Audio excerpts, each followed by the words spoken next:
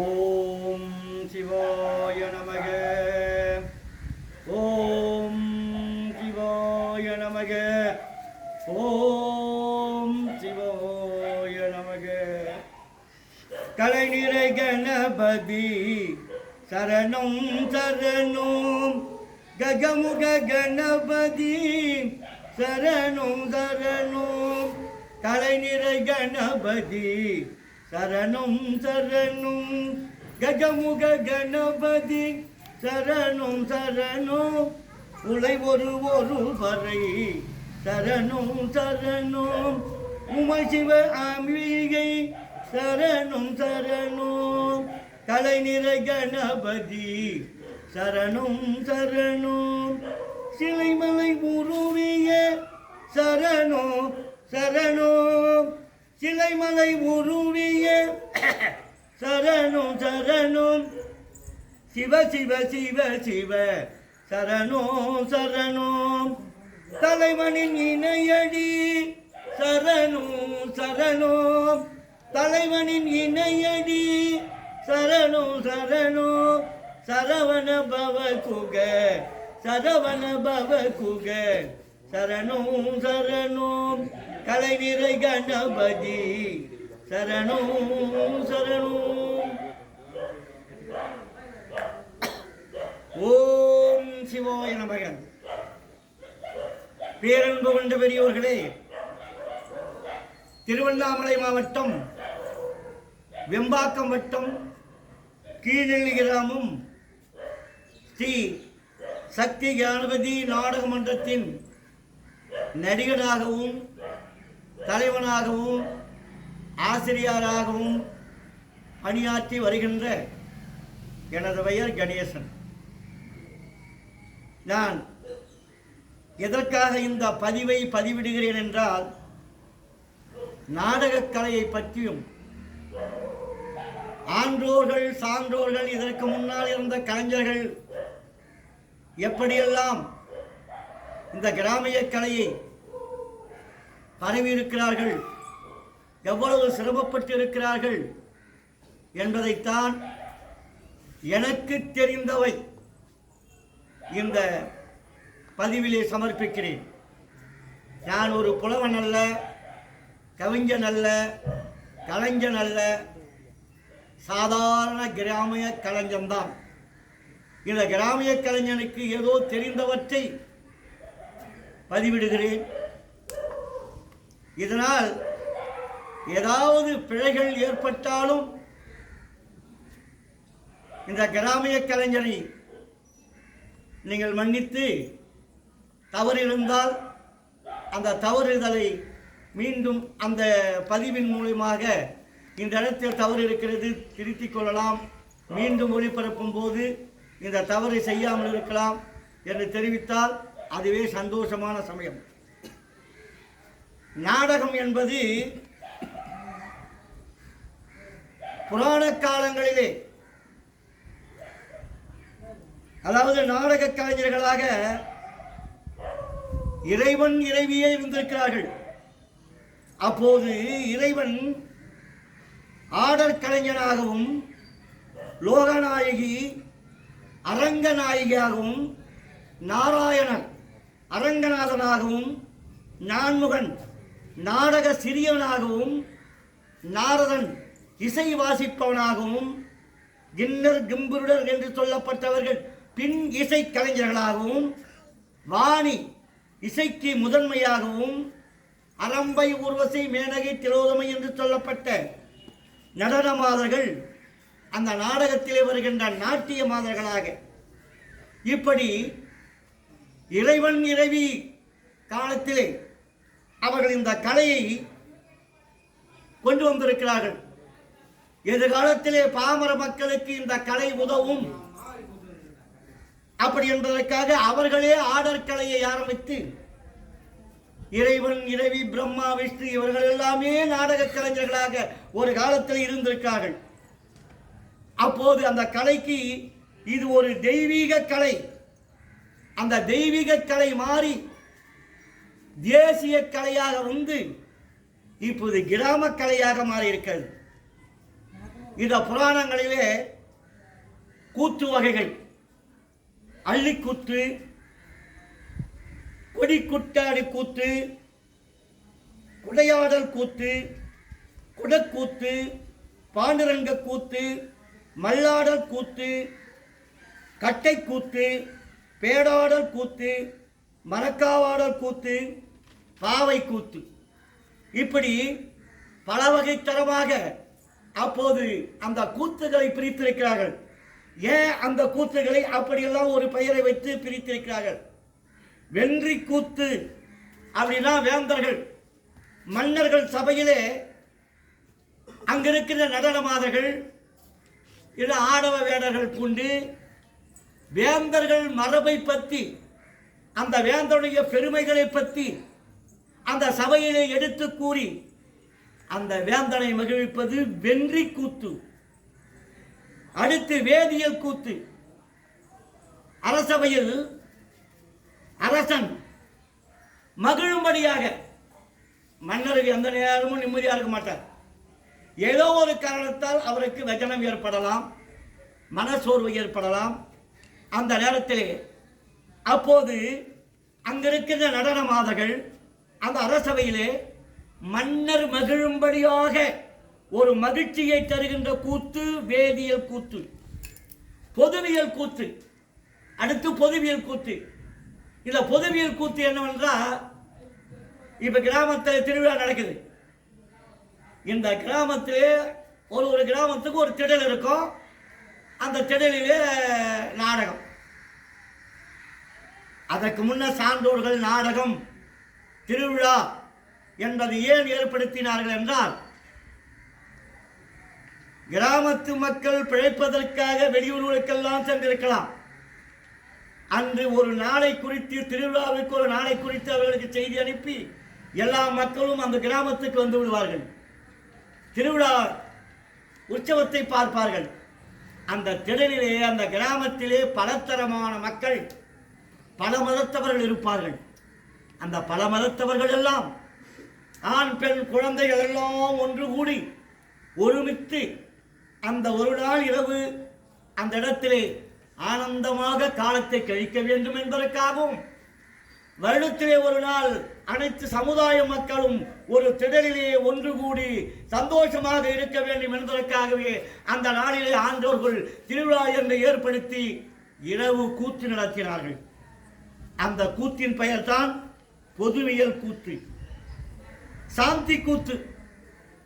சாந்தி கூத்துனா கதையிலே கதாநாயகன் கதாநாயகி இவர்கள் சாந்தமாக பாவனை காட்டி அந்த காலத்திலே ஒரு கதாநாயகன் கதாநாயகி எப்படி இருந்தார்கள், எப்படி வாழ்ந்தார்கள், காதலுக்கு எவ்வளவு முக்கியத்துவம் கொடுத்தார்கள் என்பது அவர்கள் வாழ்க்கையிலே எடுத்து காட்டுகின்ற கூத்துதான் சாந்தி கூத்து.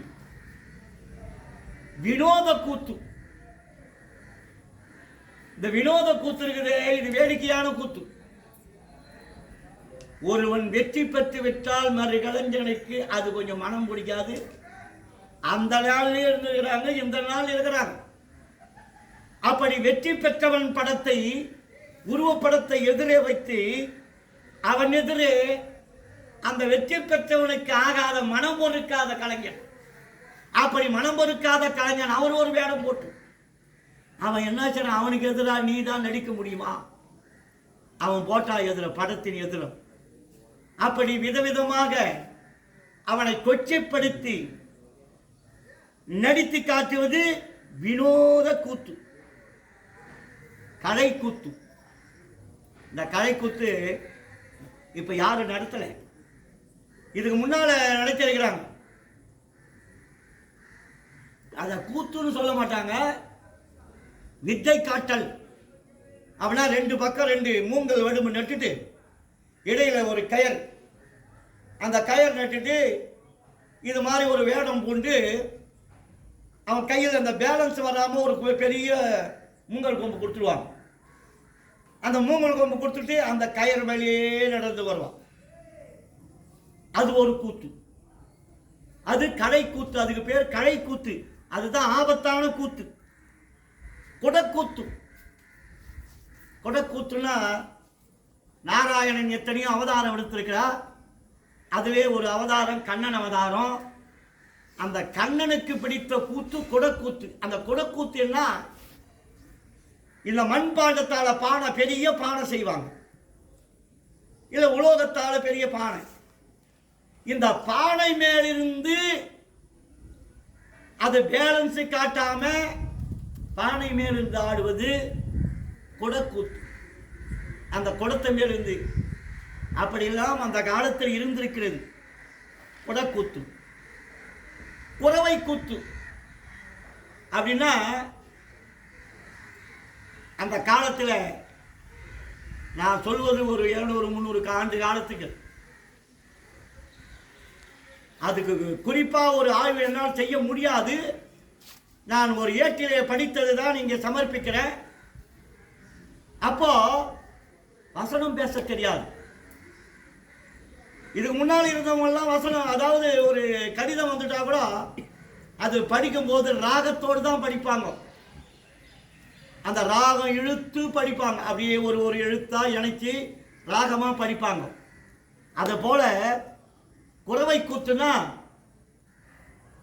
பெண்கள் மூலியமா புராணங்களை வெளிப்படுத்துறாங்க, இதிகாசங்களை மக்களுக்கு தெரியப்படுத்துவது. அப்ப எப்படி அவங்க தெரியப்படுத்துறாங்கன்னா, அந்த பெண்கள் 7 பெண்கள் 8 பெண்கள் 9 பெண்கள் முச்சந்தில காடா விளக்கை ஏற்றி வச்சுட்டு ஒப்பாரி பாட்டு, இப்போ ஒப்பாரி பாட்டு பாடுறாங்க இல்லையா, அது மாதிரி அந்த ஒப்பாரி பாட்டின் மூலமாக புராண கதைகளை மக்களுக்கு தெரியப்படுத்துறாங்க. வசனம் பேசி, எதுகை மோனையோடு வசனம் பேசி, ஏற்றம் இறக்கம் வைத்து வசனம் பேசி புரிய வைக்கின்ற அளவிற்கு அப்போது அந்த படிப்பறிவு கலைஞர்களுக்கு கம்மியாக இருந்த காலத்தால் இப்படி அழுகைத்தனமாகவே புராண கதைகளை சொல்லி மக்களுக்கு தெளிவுபடுத்தினார்கள். இது குறவை கூத்து. வசை கூத்து ஒருவனை இழிவுபடுத்தியே ஒருவனை அழிக்க வேண்டும் என்பதே அது மாதிரி இப்ப இருக்கிறாங்க. அந்த வசைப்படுத்தி ஒரு கூத்து நடத்தி அந்த கூத்தின் மூலமாக அவனுக்கு அழிவு வரணும் அப்படின்ட்டு கலைஞர்கள் சொல்றது. அதாவது மேடை கலைஞர்கள், கிராமிய கலைஞர்கள் அவசகனமான வார்த்தைகளை பேசக்கூடாது. அந்த அவசகனமான வார்த்தைகளை பேசினா அது நமக்கே நாளைக்கு பலிகிருதமாயிடும். 1000 சொல்லுக்கு ஒரு சொல்லு பலிக்கணும்னு சொல்லுவாங்க. மேடை மேலே எந்த வசனங்கள் பேசணுமோ அந்த வசனம் தான் பேசணும். அவசகனமான வசனங்கள் பேசினால் அது நாளைக்கு ஆபத்தை நமக்கே விளைவிக்கும். அதே போலதான் வசை கூத்து.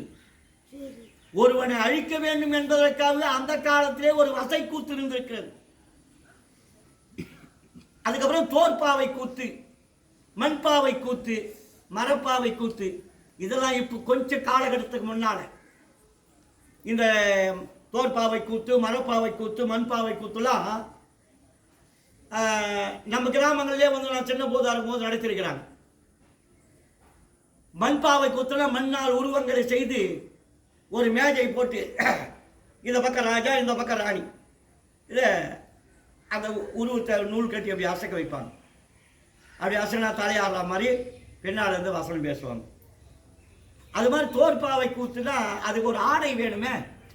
அங்கே காட்டுக்கு போனாங்கன்னா இந்த ஓணான், முயல், இந்த நரி இதுங்கெல்லாம் அடித்து அந்த தோலை காயிட்டு அந்த தோலில் ஆடை கட்டி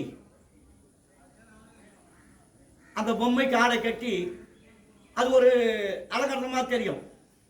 நம்ம இப்போ வண்ண ஆடைகள்லாம் போடுறோம், அது அதை விட அது ஒரு விதமாக இருக்கும். அந்த ஆடை கட்டி அதன் மூலமா ஆடை வச்சு மக்களுக்கு தெளிவுபடுத்தினாங்க. அது தோற்பாவை கூத்து. மரப்பாவை கூத்து அது இப்பவும் நம்ம தர்மபுரி, சேலம் அந்த ஏரியா, நம்ம ஊரில் கூட ஒரு நாள் வந்து போட்டாங்க. கட்டபொம்மை நாடகம்னு சொல்லுவாங்க. நம்ம விசிறி மாதிரி இருக்கும். விசிறினா இப்போ பிளாஸ்டிக்கில் வர விசிறி இல்லை. அதுக்கு முன்னால் வீட்டுங்களில் ஓலையில் விசிறி கட்டியிருப்பாங்க. அந்த விசிறி காம்பு இருக்கும், அதில் பொம்மை கட்டியிருப்பாங்க. ஒரு மெல்லிய திரை கட்டியிருப்பாங்க. அதுக்குள்ள இது மாதிரி விளக்கெரியும். இந்த விளக்கு வெளிச்சத்தில் ராஜா வரா மாதிரி வந்து உள்ளந்தோடு பேசுவாங்க. இதுக்கு பேர் சேலம் மாவட்டம், தருமபுரி மாவட்டம், கிருஷ்ணகிரி இங்கெல்லாம் கட்டபொம்மன் நாடகம், கட்டபொம்மன் நாடகம் சொல்லுவாங்க. இப்படி கட்டபொம்மன் நாடகம் அந்த நாள்லயே இப்போ சினிமாக்களில், சின்ன திரையில், பெரிய திரையெல்லாம் வசனங்களை பேசுவாங்க, பாட்டு பின்னணி. இப்போ சினிப்பிரிவில் வந்து பாட்டு மட்டும்தான் பின்னணி. இப்போ இந்த சின்ன திரையில் வந்து அதிகமாக வாயசக்கு தான் எல்லாரும் பின்னணி பேசுகிறவங்க வேற. இது எப்படி உருவானதா? அந்த காலத்திலே இருந்திருக்க இசைக்கருவிகள் கூத்து. அந்த இசைக்கருவிகள் தான் இசைக்கருவி வைத்து அந்த பாடல் வாசித்தாங்கன்னா பாடலுக்கு தகுந்தார் போல் நாட்டியம் ஆடினார்கள், பாவனை காட்டினார்கள். அப்போ இருந்து இப்ப புதுமை எதுவும் இல்லை.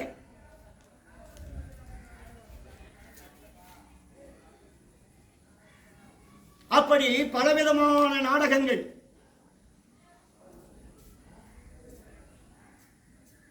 அப்போ நாடகம் நடத்தும் போது பெட்டர்மாஸ் லைட் கிடையாது, கரண்ட் விளக்கு கிடையாது, தீபெட்டி விளக்கு.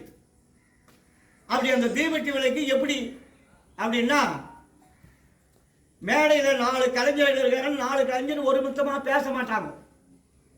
எந்த கலைஞர் பேச ஆரம்பிக்கிறாங்களோ அவங்க முகத்துக்கு நேரம் அந்த தீபெட்டியை கொண்டு போய் காட்டுவாங்க. அடுத்த கலைஞர் பேசினா அந்த முகத்துக்கு நேரம் தீபெட்டி. இப்படி தீபெட்டி வைத்து நாடக கலைஞரை பரப்பியிருக்கிறார்கள். அப்படி நடத்திய காலகட்டத்தில் இருந்த கலைஞர்கள் அரசாங்கம் ஒதுக்கப்பட்டு, கிராமியங்கள் ஒதுக்கப்பட்டு, கூத்தாடிகள், ஒழுக்கமில்லாதவர்கள், குடிக்காரர்கள், இருக்க இடமில்லாதவர்கள், சொல் காப்பாற்றாதவர்கள் அப்படின்னு எல்லாரும் புறக்கணிக்கப்பட்டு இந்த கிராமிய நாடக கலைஞர், கிராமிய கலைஞர்கள் பின்தள்ளப்பட்டு வந்த காலத்தில் அப்போதுதான் நாடகத்தந்தை என்று சொல்லப்பட்ட டி சங்கர்தாஸ் சுவாமிகள் அப்போது அவர் 19 வயது காலத்திலே அப்போ நாடகத்திலே காலெடுத்து வைத்து பதிய வைத்து கலைஞர்களை உருவாக்கினார். அப்போதான் பாட்டு பாடணும், வசனம் பேசணும், பாவனை செய்யணும் அப்படின்னு பம்பல் சம்பந்தம் முதலியார், இன்னும் எத்தனையோ கலைஞர்கள் இவங்களுக்கு முன்னால் இருந்துருக்கிறாங்க. எல்லாம் தஞ்சை, மதுரை, திருச்சி அந்த இடத்துல இருந்தவங்கெல்லாம் எல்லாம் பிராமணர்களே. அப்ப பிராமணர்களே கலையை பரப்பியிருக்கிறாங்க. அப்போ நாடக சபா இது மாதிரி திருவிழாக்கள்லாம் போட மாட்டாங்க. இது மாதிரி ஒரு திடல்ல நாடக சபாக்கள் விளம்பரம் செய்து டெக்கரேஷன் பண்ணி, ராஜா எப்படி வராரு, ராஜா எங்கே உட்காந்துருக்கிறாரு, இப்படிலாம் பண்ணி நாடகம் நடத்துவாங்க. அந்த ஆடர் கலை அப்போது சிறப்புற்று விளங்கிய காலத்தில் ஒரு நாளைக்கு நாடகம் நடக்குன்னா அந்த கம்பெனிக்கு பெரும் நஷ்டம். 2 நாள் 3 நாள் தொடர்ந்து மழை பெய்து நாடகம் நின்று விட்டால் அவர்கள் சாப்பாட்டுக்கே இல்லாமல் ரொம்ப கஷ்டப்பட்டு இருக்கிறாங்க. அந்த தங்கி இருக்கிற கொட்டைக்கு பக்கத்தில் விவசாய நிலங்கள், அந்த விவசாய நிலங்களில் தென்னந்தோப்பு, வாழைத்தோப்பு, மரவள்ளிக்கிழங்கு, வெள்ளிக்கிழங்குலாம் தோட்டம் இருக்குமா. அப்போ இந்த கலைஞர்கள் பசியின் கொடுமையாக இது மாதிரி இரவு உள்ள போயிட்டு வாழைப்பழம் தோப்பு மரத்திலே பழுத்திருக்குமா, பழங்களை எடுத்து தெரியாமல் எடுத்து சாப்பிடுவோம். அந்த மரவள்ளிக்கிழங்கை நோண்டி வந்து அதை தண்ணியில் அடைச்சி அந்த தண்ணியை குடிச்சிட்டு அன்னைக்கு இரவு படுத்துவோம். இப்படி பலவிதமான நாட்கள்லாம் பசியால் இருந்து நாடகக்கலை பரப்பியிருக்கிறார். இதுக்கப்புறம் சங்கர்தாஸ் சுவாமிகள் வந்து தான் பல நாடகங்கள் எழுதி, வசனம்னா இப்படி தான் பேசணும், ஒரு உருவத்தினுடைய மேக்கப் இப்படி தான் செய்யணும், இப்படித்தான் நடிக்கணும், ஒழுக்கம் இப்படி தான் இருக்கணும் அப்படின்னு இந்த நாடக கலைக்காக அவர் வாழ்க்கையே தியாகம் பண்ணிட்டார். திருமணம் செய்துக்கிற உற்றார் உறவினர் எல்லாரையும் ஒதுக்கிட்டு இந்த நாடகத்துக்காக உழைச்சி நடிகர்களை முன்னுக்கு கொண்டு வந்து நடிகர்களும் நாளை ஆட்சியாளலாம் அப்படின்ற ஒரு விதிவிதிக்கு கொண்டு வந்த ஒரே சங்கர்தாஸ் சாமிகள் தான்.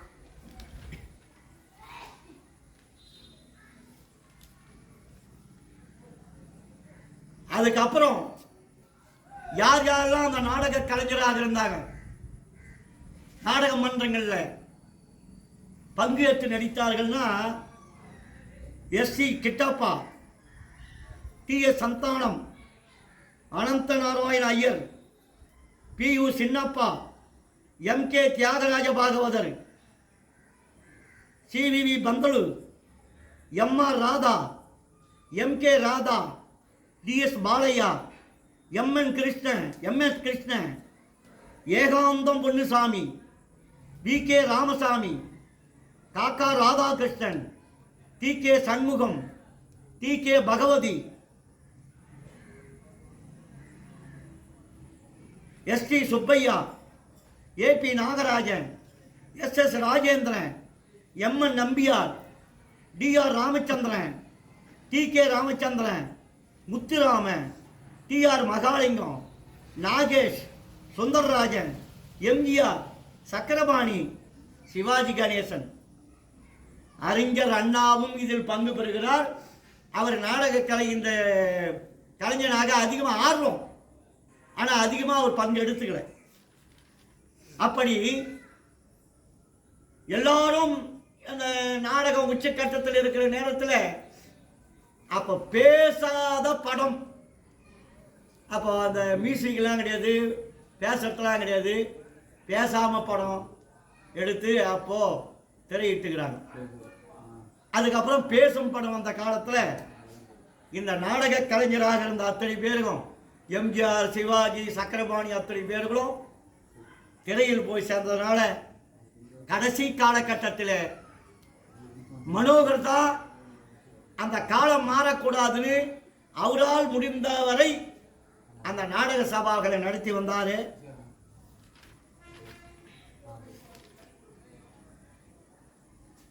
நாடக சபாக்கள் எத்தனையோ, ஆனால் முக்கியமாக மக்கள் மனதில் இடம்பெற்ற நாடக சபாக்கள் சக்தி நாடக சபா, தேவி நாடக சபா, இரு சகோதரர்கள் நாடக சபா, பாய்ஸ் கம்பெனி, நவாப் மாணிக்கம் பிள்ளை, இவங்கெல்லாம் அப்போ பெரிய ஒரு அந்த கம்பெனி எப்படி நடத்தணும் அப்படி அதே சிந்தனை, குடும்ப சிந்தனையே கிடையாது. இப்படியெல்லாம் அப்போ கம்பெனி நடத்திக்கிறாங்க. அப்போ பெண் நடிகர்கள் கே.பி. சுந்தராம்பாள், மனோரம்மா, டி.கே. மதுரம், எம்.என். ராஜம், சுப்புலட்சுமி, இவங்க தான் பெண் நடிகர்கள். ஆனால் ஆண்கள் பெண் வேடம் போட்டவங்க எஸ்.டி. கிட்டப்பா, அவ்வை சண்முகம், ஏ.பி. நாகராஜன், எம்.ஜி.ஆர்., சிவாஜி கணேசன், பி.யு. சின்னப்பா, எம்.கே. ராதா, சி.எம். ஜெயம்.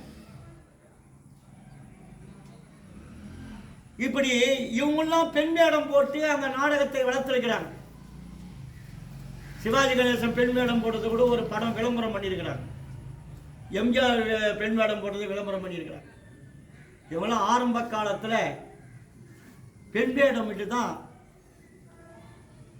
அவங்க தொழில் அதிகமாக வளர்த்து கொண்டார்கள்.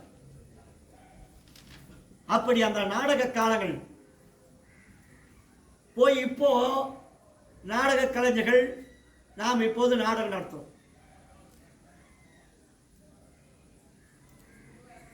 எம்.ஆர். ராதா ஒரு கம்பெனி தனியாக வைத்து நடத்தி கொண்டிருக்கிற காலகட்டத்தில் அப்போ வெள்ளைக்காரனுடைய ஆதிக்கம், சுதந்திர போராட்டம் நடக்குது. அப்படி சுதந்திர போராட்டம் நடக்கும்போது நாடகங்கள் வெள்ளைக்காரனுக்கு எதிர்ப்பாக எந்த திரையரங்கில் நாடகம் நடக்குதுன்னு அவன் அந்த அதிகாரி பார்ப்பான்.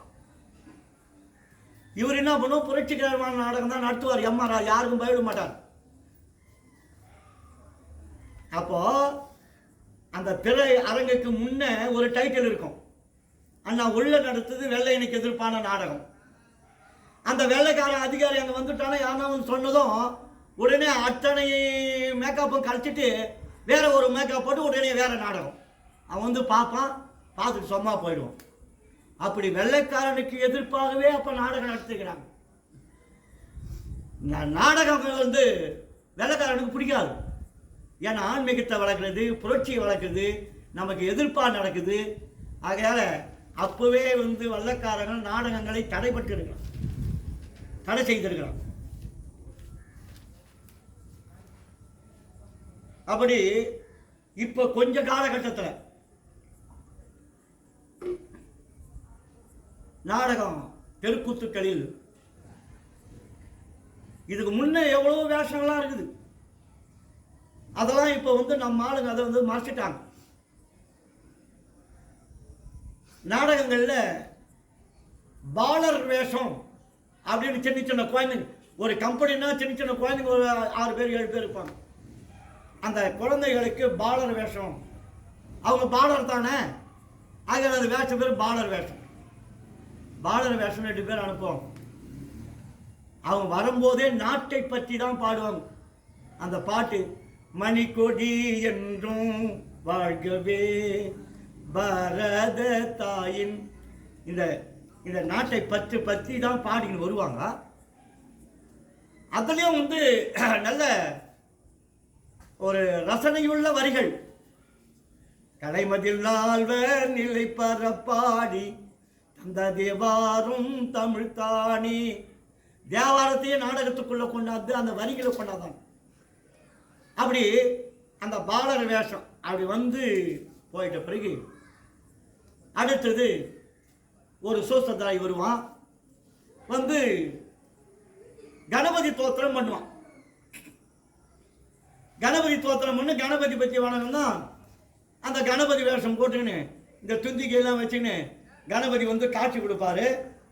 அந்த கணபதி காட்சி கொடுத்த பிறகு வரம் கொடுப்பார். இவங்க கேட்பாங்க, இன்னைக்கு நடத்த வேண்டிய நாடகத்தில் பிழை இல்லாமல், நாடக பிள்ளைகள் சோர்வு இல்லாமல் நீ உடனிருந்து நடத்தணும் அப்படின்ட்டு இவங்க வரம் கேட்பாங்க. கணபதி வரம் கொடுப்பார். விடிகிற வரைக்கும் உங்களுக்கு எந்த இளைஞல் இல்லாமல், பிழை இல்லாமல், நாக்கு இசக்கு பிசைக்கு இல்லாமல் நான் நாடகத்தை நடத்தி கொடுக்குறேன், இது நான் கொடுக்குற வரேன் கணபதி. இது 2 வேஷம் ஆச்சு. அதுக்கப்புறம்தான் கோமாளி வேஷம். அவன் வந்து நாடகத்தினுடைய முன்னுரையை பேசுவான். நாடகத்தை முன்னுரையை பேசும்போது நாடகத்தின் முன்னுரை பேசுவது பின்னுரை பற்றியும் பேசுவாங்க. பின்னால் நடக்கும்போது, அதாவது கதை சுருக்கம், காட்சி சுருக்கம், அவங்க பின்னுரை பற்றியும் பேசுவாங்க. அப்படி அந்த பின்னுரை பேசி இப்படிலாம் நாடக கலைஞர்கள் இருந்திருக்கிறாங்க.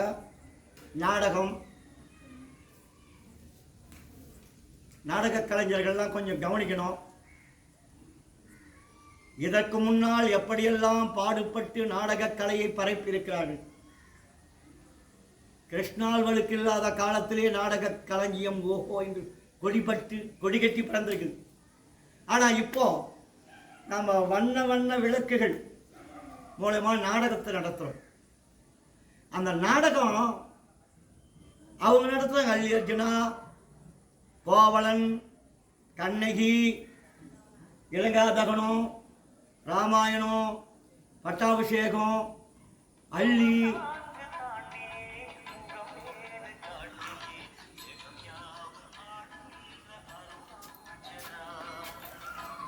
இப்படியெல்லாம் அந்த காலத்தில் இருந்திருக்கிறார்கள். கண்ணகி கோவலன் வாழ்ந்திருக்கிறான். அப்படியெல்லாம் மக்களுக்கு எடுத்து காட்டியிருக்கிறாங்க. ஆனா இப்போது அதாவது எதை சொல்வது, அதாவது நாவல் களஞ்சியங்கள் அதிகமாகிவிட்டது. நாவல் களஞ்சியம், அதாவது நாவலும் ஒரு கலைதான். அதுல எல்லோரும் கொஞ்சம் ஆர்வத்தை ஊட்டணும். பழையன கலைதலும் புதியன புகுதலும். அப்படின்னா சினிமாக்காரங்களே புதுமை தான் புகுத்துனாங்க. நாம் கொஞ்சம் புதுமையை புகுத்துனா தான் நம்ம வயிறு நிரம்பும். நம்ம பழமையே பிடிச்சிக்கிட்டு நம்ம இப்படி தான் நம்ம வயிறு நிரம்ப அது பசியாக தான் இருக்கும். பழையன கலைதனும் புதியனும் புகுதலும் ஏன் சொல்றேன்னா, பழமை புதுமையை ஒரு பாதி வச்சுக்கோ, பழமையை பாதி வச்சுக்கோ. பழமை பாதின்னு சொன்னேன். அந்த காலத்திலே கலைஞர்கள் அந்த நாடகத்தை எப்படி கொண்டு வந்தார்கள், எப்படி பேசினார்கள், எப்படி வேடம் தரித்தார்கள், எப்படியெல்லாம் மக்கள் மனதிலே பதிய வைத்தார்கள். ஒரு 50% இன்னைக்கு காலகட்டத்தில் இன்னைக்கு புதுமையா மக்கள் என்ன விரும்புகிறாங்களோ அந்த காலகட்டத்துக்கு வந்துடுங்க. ஏன்னா பழமையை நம்ம மறக்கக்கூடாது. அங்கிருந்து வந்ததான் கலை. அந்த கலையை வைத்து தான், அந்த பேரை வைத்து தான் நாம் கலைத்தொழில் செய்கிறோம். அப்படி அந்த பழமையை மறக்காமல் தொன்று தொட்டு இனி காலங்கள் எல்லாரும் இந்த நாடக கலையை சிறப்பாக பரப்ப வேண்டும். இன்னொன்று, இந்த சின்ன கலைஞர்களை பார்த்தா பெரிய கலைஞர்கள் கொஞ்சம் ஏளனமாக நினைப்பாங்க. அது மாதிரிலாம் நினைக்கக்கூடாது. அதுக்கு ஒரு காரணம் இருக்குது. அதுக்கு நான் அடுத்த பதிவிலே ஒரு நடிகரை பற்றி, ஒரு நடிகரை மட்டமாக நினைப்பதற்கெல்லாம் அடுத்த பதிவிலே நான் பதிவிடுகிறேன். இருந்தாலும்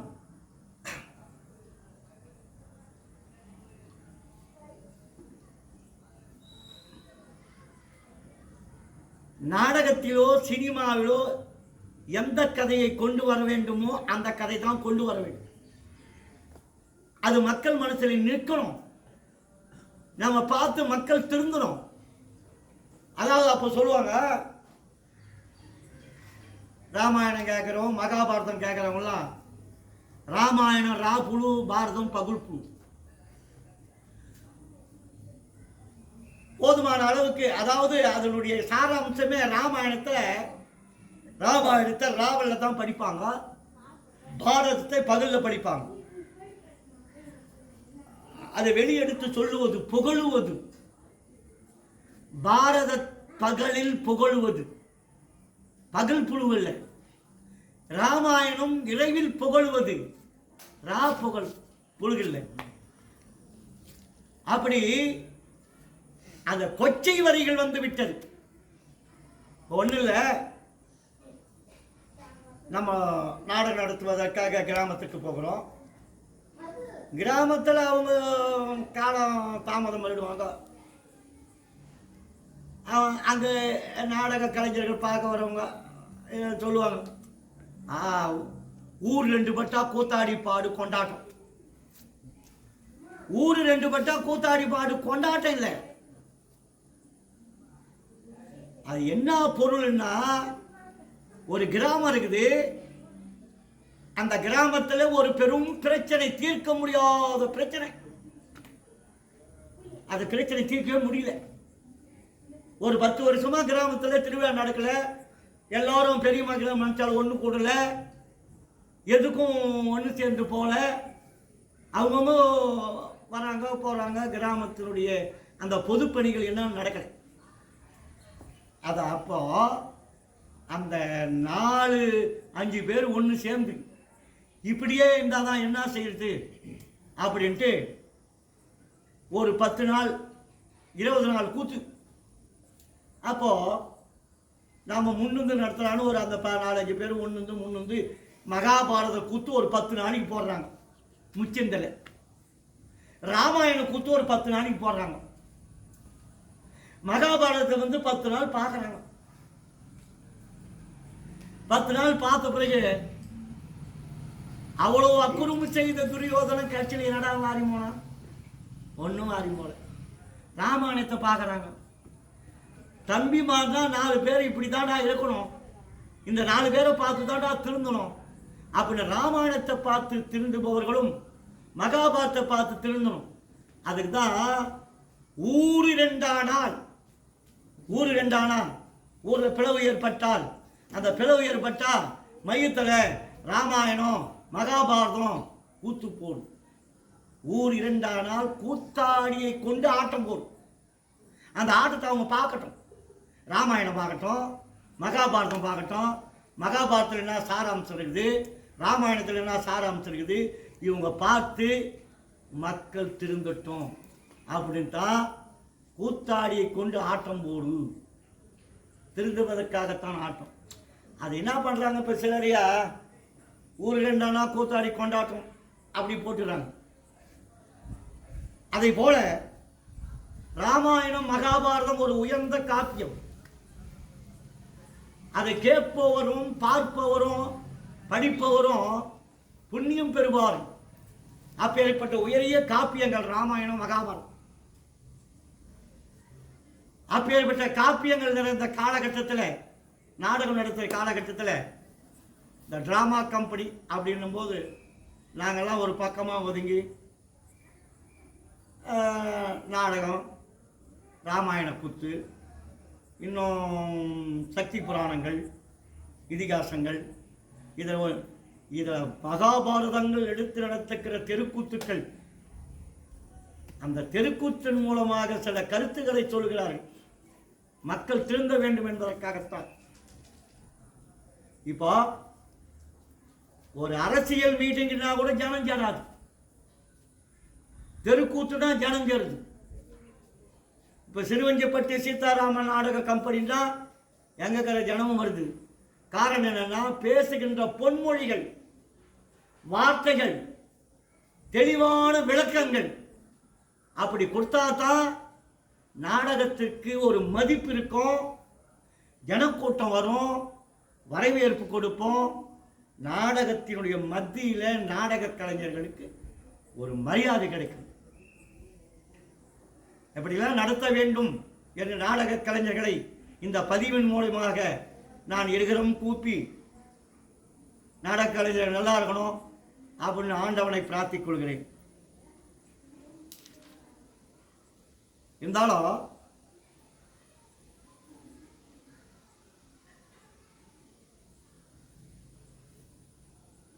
ஒரு காட்சி வருது சினிமாவில்.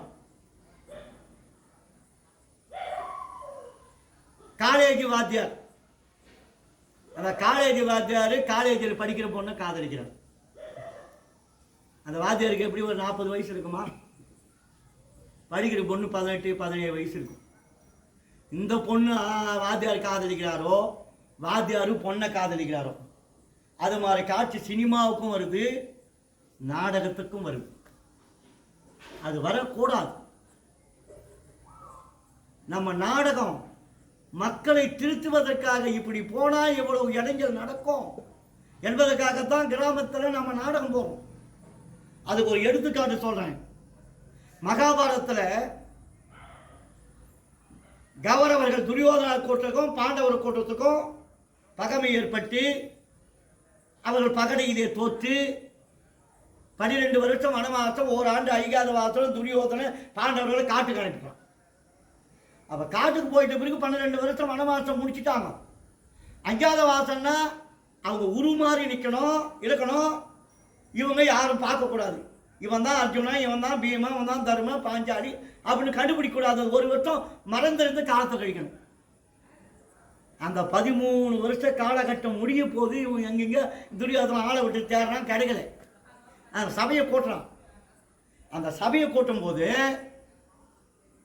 இன்னும் 4 நாள் 5 நாள் தான் இது, 13 ஆண்டு காலம் முடியறதுக்கு எங்கேயுமே பாண்டவர் கிடைக்கலையே, எப்படி கண்டுபிடிக்கிறது? இன்னும் 4 நாள் போனால் நாடு கேட்க வருவானா, நாடு கொடுக்கணுமே, எப்படி கண்டுபிடிக்கிறது? அப்படின்னா அங்கே ஒரு மந்திரி பிரதானி சொல்கிறான், மன்னா பாண்டவர் இருக்கின்ற வனம், அந்த இடம் சுகக்ஷேமமாக இருக்கும். இப்போதைக்கு மச்ச நாடுன்னு சொல்லப்பட்ட விளையாட தேசம், அதுதான் சுகக்ஷேமமாக இருக்குது. எப்படி கண்டுபிடிக்கிறது? இவன் தான் பீமா, இவன் தான் அர்ஜுனா, இவன் தான் நகுல, இவன் தான் சகாதேவன், எப்படி கண்டுபிடிக்கிறது? அப்படி கண்டுபிடிக்கணும்னா அது யோசனை சொல்ல ஒரு ஆள் பக்கத்தில் இருக்கிறானே சகுனி, அவங்க வெளிப்பட்டு வரணும். அப்படின்னா அந்த விளையாட தேசத்தில் இருக்கிற மாடுகள், வடபகுதியில் மாடு, தென்பகுதியில் மாடு, யாதவ கூட்டங்கள் அதிகம், அந்த நாட்டுக்கு சொந்தமான மாடுகள். அவன் என்ன பண்றான், துரியோதனை வர சொல்றான். அவனுக்கு அடங்கிய சிற்றரசன் திரிகர்த்த ராஜன், அந்த ராஜனை கூப்பிட்டு, நீ வடதிசையில மேய்கிற அந்த கோவினங்கள்லாம் அடிச்ச வேட்டி உன் நாட்டு பக்கம் அடிச்சும்போ, மற்றதை நான் பார்த்துக்கணும். அந்த திரிகர்த்த ராஜன் படைகளை திருட்டி வந்தான். வடதிசையில மேற அந்த பசு கூட்டம்லாம் அடித்து துடைச்சி போகிறான். அந்த யாதவ கூட்டம்லாம் வந்து விளையாடக்கட்டு வந்து முறையிடுறாங்க. ராஜா, இது மாதிரி ஒரு ராஜா வந்து நம்முடைய கூட்டம் பசு கூட்டங்கள்லாம் அடித்து வேட்டிட்டு உடனே அங்கே தர்மராஜாவும் இருக்கிறார், பணிக்கு அமைந்திருக்கிறார். விளையாட நாட்கள் தான் அவன் மறைஞ்சிருக்கிறாங்க. தர்மராஜா இருக்கிறாரு, பீம சமையல் வேலை இருக்கிறான், அர்ஜுனை வந்து பேடியா வந்து கலை கற்றுக் கொடுக்குறான். இப்படி பல பேர் பல வேலையில் இருக்கிறாங்க. ஒன்றும் அந்த ராஜாவும் தர்மராஜாவும் அந்த ராஜா கிட்ட சண்டைக்கு போகிறாங்க. அங்கே சண்டை நடந்துங்குது. அந்த நேரம் பார்த்து என்ன பண்ணுறான் துரியோதனை, தென் திசையில் இருக்கிற பசு கூட்டங்களை மடக்கி அடிச்சு தெளிச்சு போகிறான். இந்த செய்தி இங்கே வருது. ராஜா சண்டைக்கு போய்க்கிறாரு. அந்த ராஜாவுடைய உத்தரகுமாரன் தான் இருக்கிறான். அந்த உத்தரகுமாரனுக்கு என்ன சொல்றதுன்னு புரியல. பேடியா இருக்கிற அர்ஜுனை வாடா போகிறான்னு கூட்டு போகிறான். அங்கே கூட்டு போனால் அந்த துரியோதன கூட்டங்கள், அந்த பசு கூட்டங்கள் மடக்கி வச்சிருக்கிற அந்த பசு கூட்டங்களில் மடக்கி வச்சுக்கிற துரியோதன கூட்டங்களை துரத்தி துரத்தி அடிக்கிறான். அப்போ துரியோதனுக்கு நல்லா தெரியுது. பீஷ்மருக்கு ஏற்கனவே தெரிஞ்சு போச்சு பேடியாக்கிறவன் அர்ஜுனன் தான். துரியோதனுக்கு தெரியுது இவன் யார் இப்பேற்பட்ட வீரனாக இருக்கிறான் அப்படின்னும் போது உருவம் வெளிப்படுது. துரியோதனுக்கு தெரிஞ்சுன்னா இவன் தான் அர்ஜுனன்னு. தாத்தாவை கூப்பிட்றான், மாமாவை கூப்பிட்றான். அர்ஜுனன் இவன் தான். அர்ஜுனன் நம்ம உருவத்தை நம்ம பார்த்துட்டோம். ஆகையால் இன்னும் 12 வருஷம் வனவாசம், ஒரு ஆண்டு ஐக்கியாசம் 13 வருஷம் ஓட்டுறான்னா. அப்போ தான் பீஷ்மர் சொல்கிறாரு, துரியோதனா மண்டு, நேத்தோட 13 வருஷம் முடிஞ்சு போச்சு. 13 வருடம் முடிஞ்சு இன்னைக்கு ஒரு நாள் ஆகி போச்சுடா. அவன் கணக்கு முடிஞ்சு போச்சு. அவனுக்கு கொண்டாண்ட நாட்டை கொடுக்கணும் அப்படின்னு சொல்லிட்டு அவங்ககிட்ட உதவி வாங்கிட்டு வந்துட்டாங்க. இவங்க இந்த திரிக்கர்த்த ராஜாவோட சண்டைக்கு போனவங்க தருமபுரம் விளையாடணும். அங்கே வந்து சந்தோஷத்தில் தாயம் ஆடிக்கிறாங்க. அந்த நேரத்தில் இவங்கள வந்துட்டாங்க. இது மாதிரி துரியோதன கூட்டத்தை அடித்து விரட்டிட்டோம் அப்படின்னு பேடியும் சொல்கிறான். அப்புறம் அந்த உத்தரகுமாரன் சொல்கிறான். அப்போ தான் கலந்து பேசுகிறாங்க, நீங்கள்லாம் யார் அப்படின்னும் போது தருமர் உருவத்தை காட்டுறாரு, பீம உருவத்தை காட்டுறாரு, அர்ஜுனன் உருவத்தை காட்டுறான், நகல சகாதேவன் எல்லாரும் அவங்கவுங்க உருவத்தை காட்டுறாங்க. சரி, பாண்டவர்களாகி நீங்கள் வந்து ஒருவருடைய காலம் என் நாட்டில் தங்கினது பெரிய சந்தோஷம். இருந்தாலும் என் நாட்டையே காப்பாற்றி கொடுத்துருக்கிற அர்ஜுனன், ஆனால் என்னோட மகள் இருக்கிற உத்தரை, அந்த உத்தரையை அர்ஜுனனுக்கு நான் திருமணம் செய்து வைக்கிறேன் அப்படின்னு அந்த விளையாடல் ஆட்சி சொல்றேன்.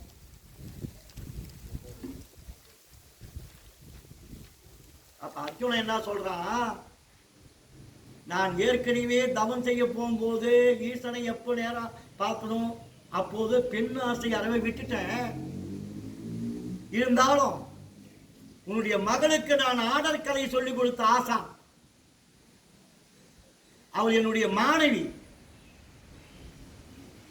ஒரு மாணவி போய் ஆசான் திருமணம் செய்து கொண்டால் இது எப்பேற்பட்ட பாவம், நான் நரகத்துக்கு தான் போய் சேரணும் அப்படின்னு அந்த மாணவியை திருமணம் செய்து கொள்ள மாட்டேன், இது பாவம் என்று சொல்லி அர்ஜுனன் மறுத்தான். அது போல இருக்கணும். ஏன் அந்த அர்ஜுனனுக்கு பெண் ஆசனா அதிகம் தானே, ஏன் செய்து கொள்ளக்கூடாதா? என்னன்னா எல்லாம் முறையான பெண்ணாக. அதை போல மக்கள் திருந்துற மாதிரி காட்சிகள். விதி என்பது எல்லாருடைய வாழ்க்கையில் விளையாடும்.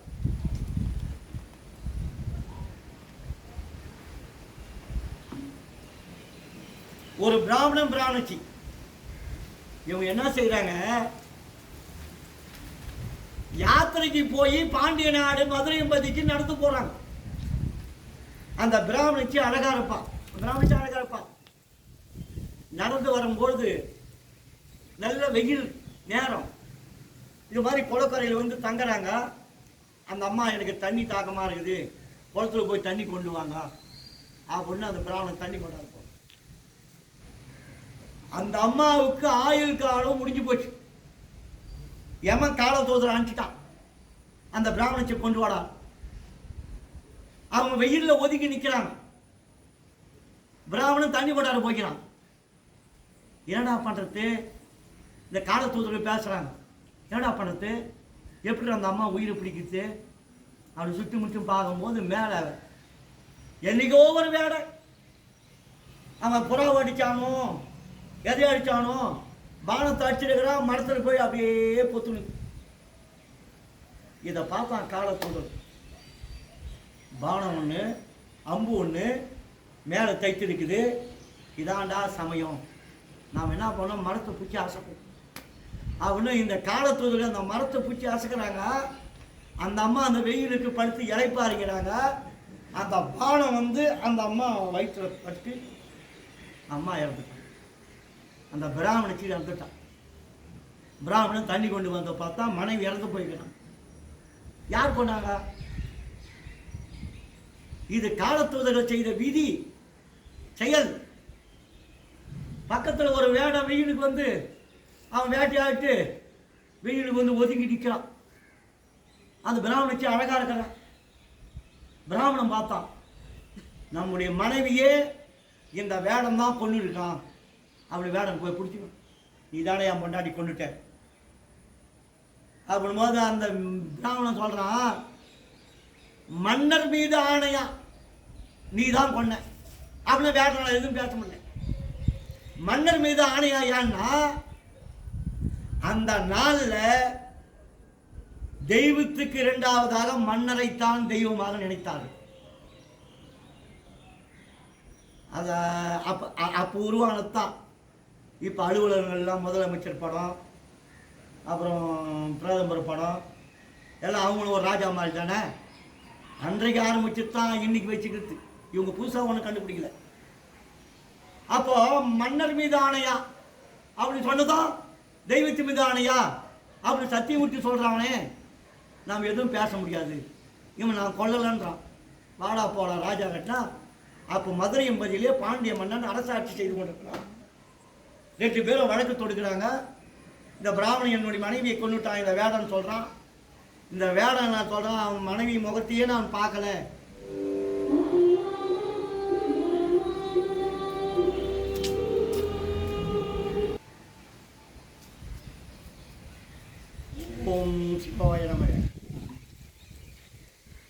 மன்னரிடத்தில் 2 பேரும் வழக்கு தொடுத்துட்டாங்க. ராஜா கிட்ட என்ன அந்த வேடன் என்ன சொல்றான், ஐயா அந்த பிராமண மனைவியை நான் கொல்லல. இந்த பிராமணன் அடிச்சு சொல்றான் இவன் தான் கொன்னான்.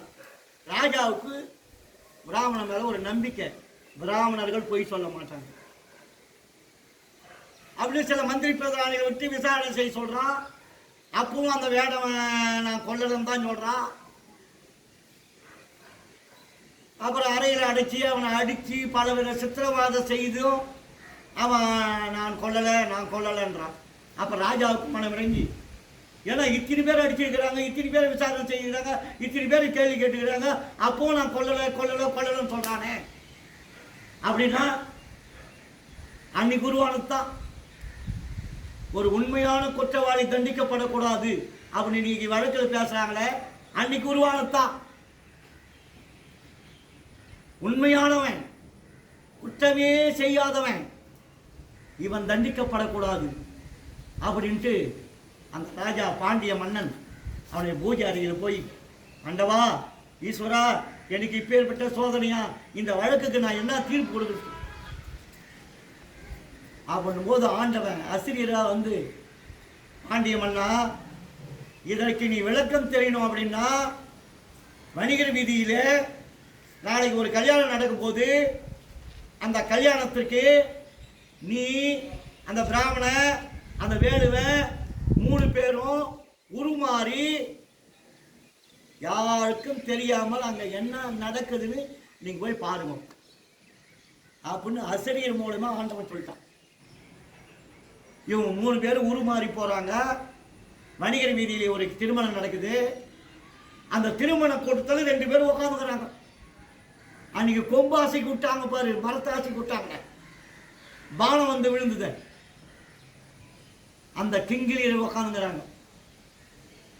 அந்த கிங்கிலியில் ஒருத்தன் சொல்றான், எப்பா யம தர்மராஜா கட்டளை, தம்பதிகள் 2 பேரும் மணமேடையில் வந்துட்டாங்க,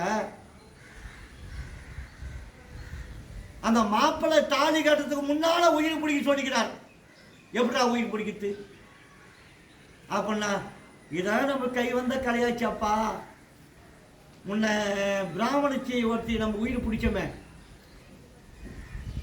மேலே அம்பு தொத்தி இருந்தது, அசைக்கு விட்டோம், அந்த அம்பு வந்து வயிற்றில் பாஞ்சுது, அவள் இறந்துட்டா. அந்த பழி வந்து வேடனை போய் சார்ந்து போச்சு, வேடன் தண்டனைக்குள்ளாயிட்டான் அப்படின்னு இந்த செய்தி அவங்க பேசும்போது இந்த ராஜாவும் பிராமணனும் அந்த வேடனும் இதை பார்க்குறாங்க. ஓ விதி, இதை காலத்தூதர்கள் செய்த வேலை, இது அவன் மீது பழி வந்து விட்டது, விதி முடிந்து விட்டது. ஆகையால் அந்த பழியை தகர்த்து விட வேண்டும். அப்பவே ராஜா அதை விசாரணை பண்ணி அந்த சட்டத்தை உன் மீது குற்றமில்லை அப்படின்னு வழி அனுப்பி வைத்தார். அது மாதிரி விதி, அந்த விதி யாராலும் மாற்ற முடியாது. பாண்டிய மன்னர்கள்ல பொற்கை பாண்டியன் ஒரு மன்னன். அந்த ராஜா வந்து தினமும் நடுநேரம் ஆச்சுன்னா நகரவலம் வருவார். அந்த நாட்டில் வீதியில் ஒரு ஏழ்மை குடியானவன், அவன் போயிட்டு, ஐயா நான் வெளியூர் வணிக மார்க்கமாக சொல்கிறேன், நான் வரத்துக்கு ஒரு வாரம் ஆகும், என் மனைவி மட்டும்தான் இல்லத்தில் இருக்கிறா, என் குடும்பத்தை ஜாக்கிரதையாக பாருங்கள், என் குடும்பத்தை மட்டும் ஒப்படைச்சிட்டு போகிறேன் அப்படின்ட்டு போயிட்டான். போயினா வெளியூரில் ஏதோ வியாபார நிமித்தம் ஏதோ தடைப்பட்டது, அவன் வீட்டுக்கு வந்துட்டான்.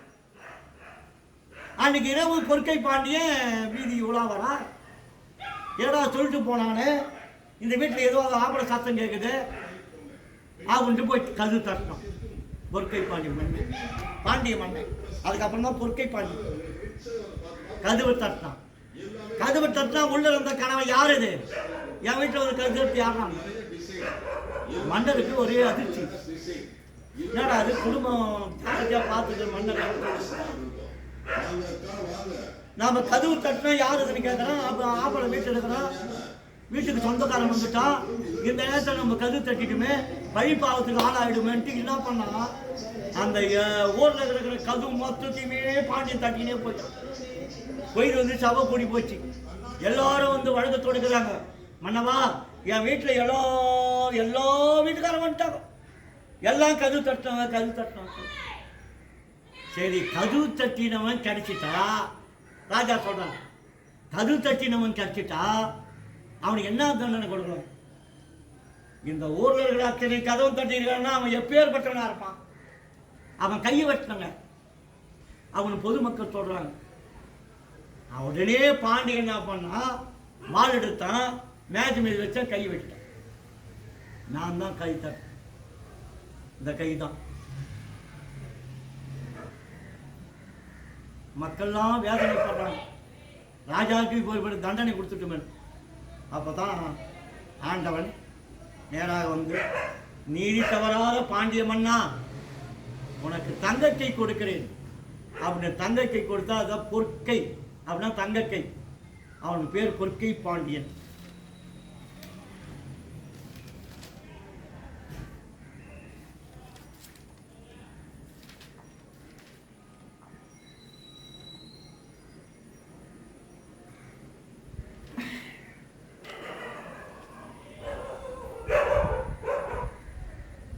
அடுத்ததாக